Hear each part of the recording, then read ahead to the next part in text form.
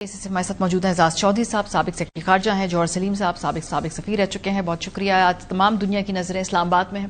ہم دیکھ رہے تھے کہ اسحاق ڈار صاحب کی ٹویٹ کو ڈونلڈ ٹرمپ صاحب نے بھی بار بار اس کو ری ٹویٹ کیا ہے، اور حکومت پاکستان اس وقت جو کردار ادا کر رہی ہے تمام جو اہم سٹیک ہولڈرز ان کو بٹھا کے ساتھ بات چیت کرانے میں، وہ ہم سب کے سامنے موجود ہیں.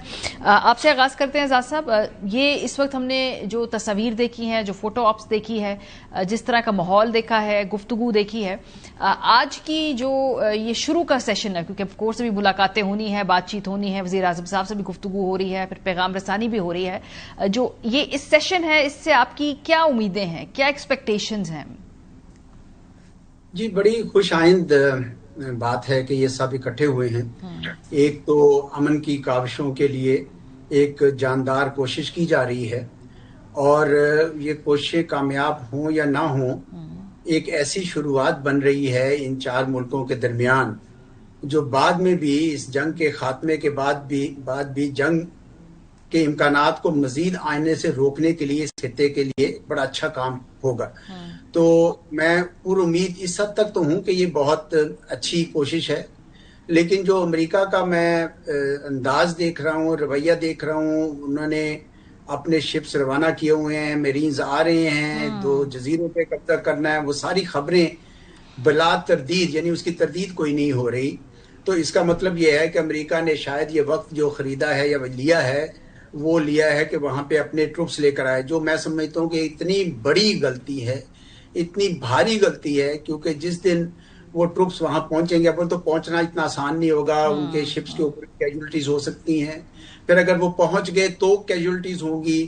اور امریکہ کے اندر تو پہلے اتنی بڑی تحریک شروع ہو گئی ہے، کہتے ہیں ریکارڈ نمبرز میں لوگ آگے، نو کنگز موومنٹ جو ہے اس میں جب باڈی بیگز جائیں گے تو وہاں تو ایک باقاعدہ آگ لگ جائے گی.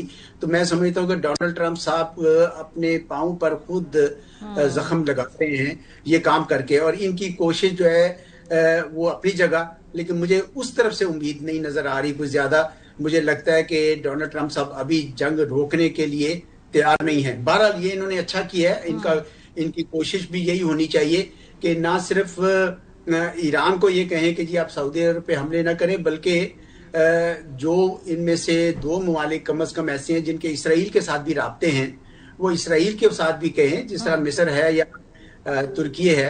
اور باقی امریکہ کو بھی کہنے کی ضرورت ہے کہ جناب آپ جس طرف لے جا رہے ہیں ہمارے خیال میں یہ مشکل نہ پیش آ جائے آپ کے اپنے لیے بھی، تو کائنڈلی ذرا اپنا ریویو کیجئے اس سارے منظر کو. صحیح. تو یہ جو آپ کا نقطہ ہے اسی کو میں آگے لے کے بڑھتی رہے. اعزاز صاحب، امریکہ جو ہے اور ایران ابھی براہ راست بات تو نہیں کر رہے، پاکستان کے ذریعے بات کر رہے ہیں. ہمیں دیکھا پاکستانی وزیر اعظم ایرانی صدر سے بات کرتے ہیں، اور پھر یہ میسیجنگ جو ہے وہ بیک اینڈ فورتھ ہو رہی ہے.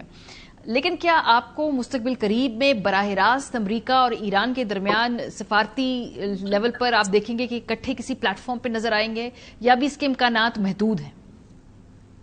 محدود ہیں جی. جب تک یہ جنگ کا خاتمہ نہیں ہو جاتا اور کوئی سیٹلمنٹ نہیں ہوتی، اس وقت تک تو میں وہ منظرنامہ نہیں دیکھ رہا. پر میں جوہر صاحب کی یہ بات سے اتفاق کرتا ہوں کہ ایران کے لیے بھی یہ اہم ہے. دیکھیں نقصان بہت ہو چکا ہوا ایران کے اندر بھی، 80,000 90,000 کے قریب سٹرائکس ہوئی ہیں، اور ان کے لیے بھی ضروری ہے کہ اور ان کو اگر جنگ اس وقت سٹیل میٹ پہ بھی ختم ہو جائے، یعنی اس حالت میں بھی ختم ہو جائے، تو ایران تو بڑا ایک قسم کا اس کا قد بڑا اونچا ہو جائے گا، کیونکہ وہ تو سروائیو کر گیا. اس کی بیٹل تو ایگزسٹنس کی تھی، سروائیول کی تھی.